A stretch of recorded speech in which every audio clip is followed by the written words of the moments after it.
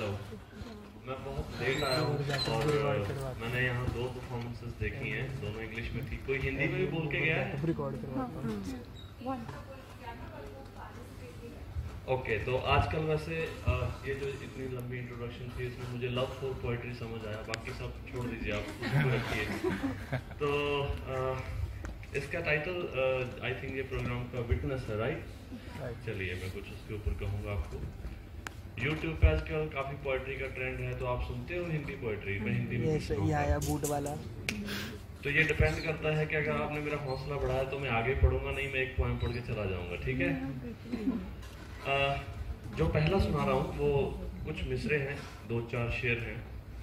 कई बार ऐसा होता है आप अपनी लाइफ में बहुत लो टाइम में चल रहे होते हो और उस समय अगर आपको कोई थोड़ा सा हौसला दे दे तो आप बढ़ते बढ़ते उस कुएं से बाहर आ जाते हो, और वहीं पर अगर आपको थोड़ा सा कोई टूटे हुए को तोड़ देना तो आप गिरते गिरते और डिप्रेशन में घुस जाते हो। तो मेरा एक टाइम ऐसा चल रहा था जब मैं थोड़ा लो फील कर रहा था, तो मैंने ऐसे कोई जैसे मैंने कहा कि यार मैं तुम्हारे लिए चांद तारे तोड़ सकता हूँ, तो उसने कहा नहीं तुम नहीं तोड़ सकते, तो मैंने सच में नहीं तोड़े।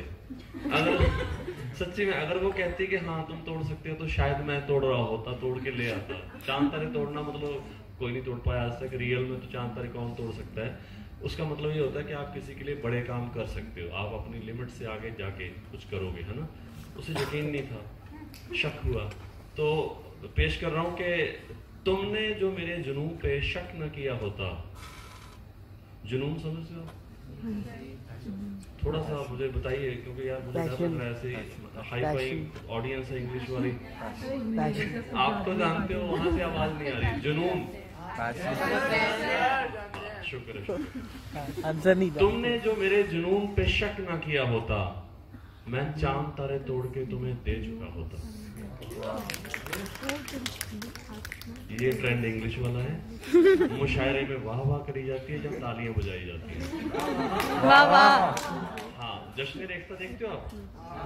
हाँ, उर्दू अदब को समझते होंगे, जश्न रेख्ता देखते होंगे, नहीं? चलिए, तुमने जो मेरे जुनून पे शक ना किया होता, मैं चांद तारे तोड़ के तुम्हें दे चुका होता।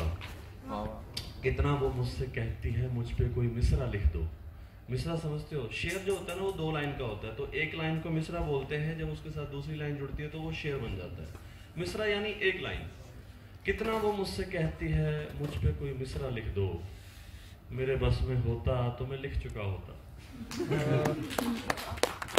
अभी काफ़ी सारे लोग यहाँ शायरी पढ़ के गए हैं, तो हमें लगता है कि मैं शायरी लिखता हूँ, मैं फिल्में बनाता हूँ, मैं फलां करता हूँ। हमें लगता है हम मीडियम होते हैं, हम चाह के भी कभी सॉन्ग नहीं लिख पाते किसी के लिए, हम चाह के भी शायरी नहीं लिख पाते, और जिसके लिए कुछ होना होता है वो हो जाता है। एक पल्स आती है, वो पल्स हमारे बस में होती नहीं। पल्स जब आती है तब आप ओरिजिनल क्रिएटिविटी करते हो। तो तुमने जो मेरे जुनून पे शक न किया होता, मैं चांद तारे तोड़ के तुम्हें दे चुका होता। कितना वो मुझसे कहती है मुझ पे कोई मिसरा लिख दो, मेरे बस में होता तो मैं लिख चुका होता। और अब तो इश्क की जात पे भी है मुझे शक शुबा, डाउट है मुझे इश्क के ऊपर। और अब तो मुझे इश्क की जात पे भी है शक शुबा, प्यार प्यार जैसा मुझे दिखता तो मैं कर चुका होता।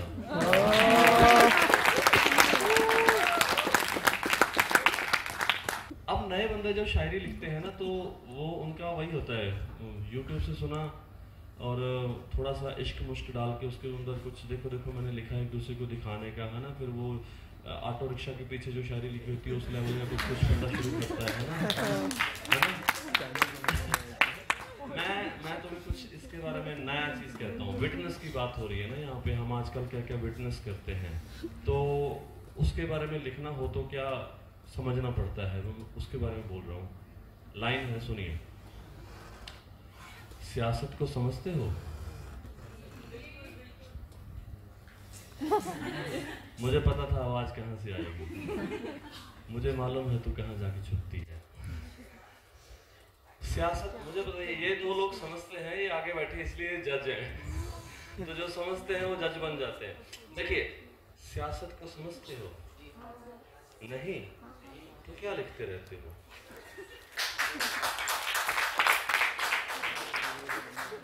सियासत को समझते हो? नहीं तो क्या लिखते रहते हो? सुनो, खतरनाक भी हो सकता है, तुम यूं ही लिखते रहते हो। सियासत को समझते हो? नहीं, तो फिर क्या लिखते रहते हो? सुनो, ये खतरनाक भी हो सकता है, तुम यूं ही लिखते रहते हो। क्योंकि जब बंदे को पॉलिटिकली अवेयरनेस नहीं होती ना, उसको समझ नहीं होती पॉलिटिक्स की और देश दुनिया में चल क्या रहा है, मसले मिसाइल हो क्या रहे हैं, तो फिर वो कई बार उसको शायरी लिख रहा है शौक के लिए, लेकिन वो शायरी किसके हक में जा रही है उसे पता नहीं होता।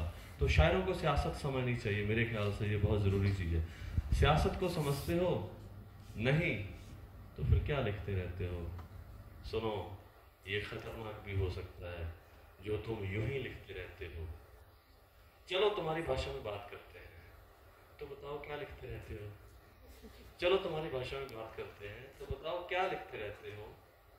कच्ची उम्र है तुम्हारी, बहुत कम सिन हो यार। कच्ची उम्र है तुम्हारी, बहुत कम सिन हो यार, मोहब्बत में खत लिखते रहते हो। समझ में आया आपको ये क्या कह रहा हूँ मैं? कच्ची उम्र है तुम्हारी, बहुत कम सिन हो, मोहब्बत में खत लिखते रहते हो। क्या तुम उसके पास बैठे हो? बैठे थे तो शांत रहे थे यार, तुम पागल हो लिखते रहते हो। क्या तुम उसके पास बैठे हो? बैठे थे तो शांत रहे थे यार, तुम पागल हो लिखते रहते हो। उसकी आंखों में देखा है? इधर से कोई आवाज नहीं आ रही। देखा देखा कहो हाँ, इस उम्र में आंखों में नहीं देखोगे तो कब देखोगे? वो पान सिंह तोमर का डायलॉग याद है? कहो हाँ। वो अपने बेटे को बोलता है ना, कहो हाँ, तो उसकी आंखों में देखा है? हाँ। ये अजीब तरह की हाँ थी, ऐसा तो देखा नहीं, लेकिन थैंक यू। उसकी आंखों में देखा है? क्या देखा है? प्यार, मोहब्बत की आंखों में देखा है? क्या देखा है? क्या लिखते रहते हो? अब ये देखिए, ये बड़ी टेढ़ी चीज है। क्या दिख रहा है? मुझे भी पूछोगे तो मैं बता नहीं पाऊंगा। क्या लिखते रहते हो? आई लव यू कहने में मोहब्बत हो जाती है क्या? वो जो अंदर के जज्बात होते हैं उसको कहने के लिए तो सही लफ्ज ही नहीं बने हुए वैसे तो दुनिया में। उसकी आंखों में देखा है? क्या देखा है? क्या लिखते रहते हो? ना समझो की आदत होती है, आधा शेर सुना और ताली बजा दी। ना समझो की आदत होती है, आधा शेर सुना और ताली बजा दी। तुम भी ना समझी में शायरी लिखते रहते हो। ये दुनिया तुम्हारे कपड़ों से तुम्हें बड़ा शायर समझती है, तुम भी यार व्यापारी शेर लिखते रहते हो। और आखिरी है, नए शायरों को तनकीद है ये, कुछ मसले मिसाइल को समझें, दुनिया बदल देते हैं अच्छा लिखने वाले, तुम पता नहीं क्या लिखते रहते हो। सियासत को समझते हो? नहीं, तो फिर क्या लिखते रहते हो?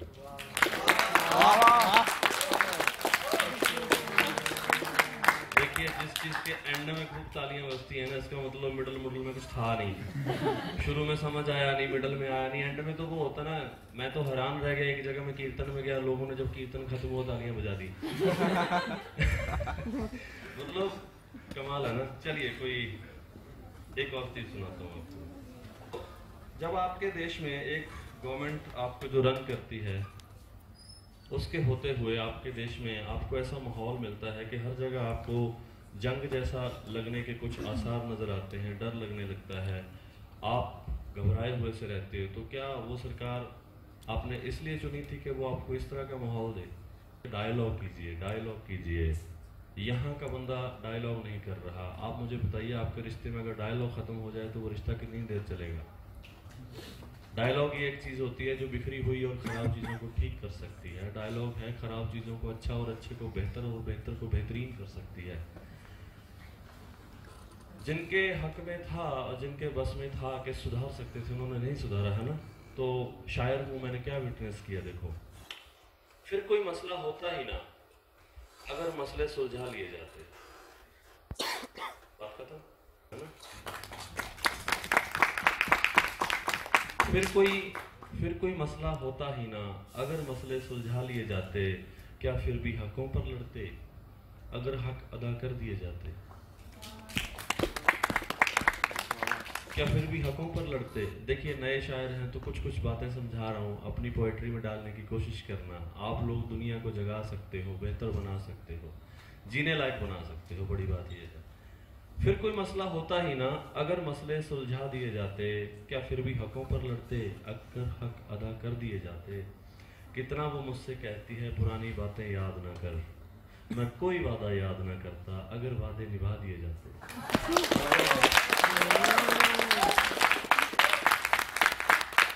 तुमसे ना अगर वक्त कितना है मेरे पास दीप्ति, तो ये कॉलेज के बच्चों के ऊपर भी मैंने कुछ लिखा सुनाऊंगा। आपकी ना ये बहुत खराब आदत होती है, दिल की ही बात समझ में आती है आपको। इससे पहला जो शेयर था वो ज्यादा अच्छा था, इससे पहला जो शेयर था वो ज्यादा अच्छा था। आपने दिल वाली बात पे ताली पीट दी, हद है यार, है ना। अगर फिर कोई मसला होता ही ना अगर मसले सुलझा दिए जाते, क्या फिर भी हकों पर लड़ते अगर हक अदा कर दिए जाते। कितना वो मुझसे कहती है पुरानी बातें याद ना कर, मैं कोई वादा याद ना करता अगर वादे निभा दिए जाते। तुम पर सबके कर्म अता थे, तुम पर सबकी नजरें थी। मैं किसको कह रहा हूँ देखिए, तुम पर सबने वोट दिया था ना, बहुत बहुमत भी दिया था, है ना, तो जिता दिया था, सबने कर्म अता फरमाया था। तुम पर सबके कर्म अता थे, तुम पर सबकी नजरें थी। किसी को घर तक छोड़ के आते, किसी को घर बता दिए जाते। किसी को घर तक छोड़ के आते, किसी को घर बता दिए जाते। तुम पर सबके कर्म अता थे, तुम पर सबकी नजरें थी। किसी को हर कोई तन्हा घूम रहा है भीड़ भरे बाजारों में, किसी को अपना कह लेते तुम, किसी के गले लगा लिए जाते। हर कोई तन्हा, वो गाना सुना है ना, हर रूह प्यासी हर दिल सवाली, ये सच है। हर कोई तन्हा घूम रहा है भीड़ भरे बाजारों में, किसी को अपना कह लेते तो किसी के गले लगा लिए जाते। कैसी उलझन में रहते हो, किन वक्तों में जन्मे हो, कैसी उलझन। बहुत सारे लोग शिकायत करते हैं ये तो देशी झंडे है यार, किधर लगा हुआ है ना, ये तो वक्त ही खराब चल रहा है ना। कैसी उलझन में रहते हो, किन वक्तों में जन्मे हो, कोई वक्त बुरा नहीं होता, वक्त है बुरे बना दिए जाते हैं।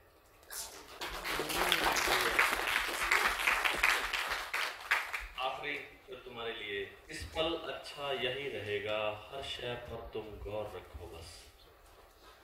इस पल जब ऐसे हालात खराब होते हैं ना देश में, तो जो थोड़े से ठीक समझदार बंदे होते हैं वो यही करते हैं, इस पल अच्छा यही रहेगा, हर शय पर बस गौर रखो तुम। लोग जो भावुक होते ही हैं जल्दी है पागल बना दिए जाते। समझे आप? आपका मुझे कोई बंदा मिला था पॉलिटिकल पार्टी का, उसने कहा हमें वोट नहीं चाहिए होता। तो मुझे लगता है कि हम वोट लेने के लिए सब तांडव करते हैं, हमें लोगों के इमोशन चाहिए होते हैं, वो किसी भी तरीके से आ जाए। जब आपके इमोशन किसी पार्टी से जुड़ जाते हैं ना, फिर आपको कभी भी पागल बनाया जा सकता है, किसी भी बात पे लड़ाया जा सकता है। आखिरी शेर, इस पल अच्छा यही रहेगा, हर शय पर बस गौर रखो तुम। लोग जो भावुक होते ही हैं जल्दी पागल बना दिए जाते। फिर कोई मसला होता ही ना अगर मसले सुलझा लिए जाते। मैं बस इस माइक पे तुम्हें यही कहने आया था। Thank you.